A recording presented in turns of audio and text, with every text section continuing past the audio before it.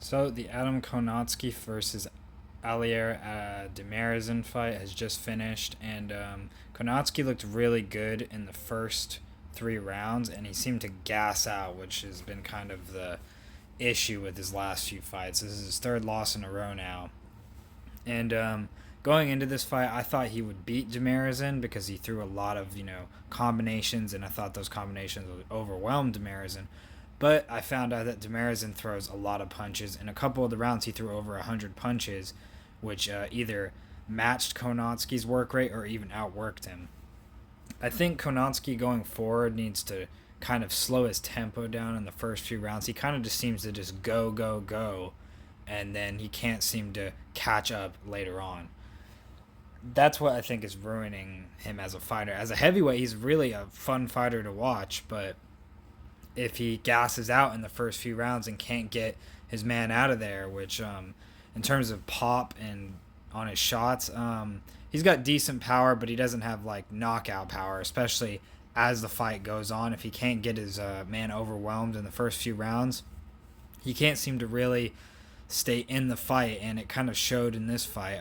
The scorecards were a little closer than I thought they should be. I thought Demirezen won the last 5 rounds kind of easy. He was almost like on cruise control because Kownacki was really tired and kind of weak as the fight progressed, and he kind of just looked like he was getting ready to be taken out. If Demirezen put maybe a bit more pressure on earlier in the rounds, maybe in like 8 or 9, he maybe could have got him out of there in the 10th round. I'm curious if it was a 12-round fight, would Demirezen have gotten Kownacki out of there? Since this is Kownacki's third loss in a row, and he said that if he doesn't win this fight, it was kind of, he doesn't know where to go from here. He did put up a good fight, and he didn't really look like a finished fighter in terms of like he has nothing left.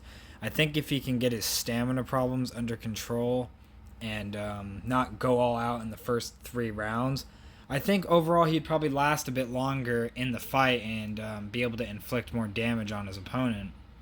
I know in this training camp he did lose a good amount of weight and he came in his best shape, but I guess it doesn't always transition in terms of heavyweights because Andy Ruiz was able to lose a lot of weight and his stamina issues weren't as big of a deal in his last fight against Chris Arreola. But in this fight, Kownacki, he did try to do some different things, but he reverted back to his same old ways of gassing out in the first couple rounds.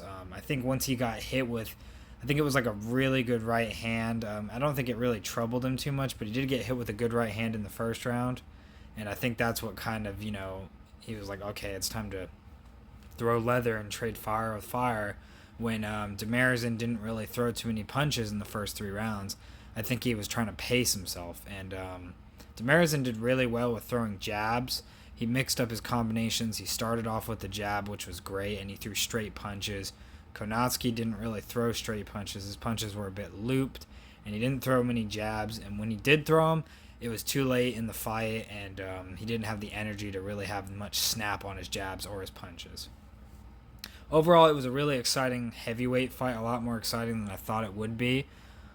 I'm interested to hear what you guys think in the comments. Did you guys enjoy the fight? Do you think Kownacki's finished as a top-tier heavyweight, or do you think he can rebound? This is the Space Cowboy, and thank you.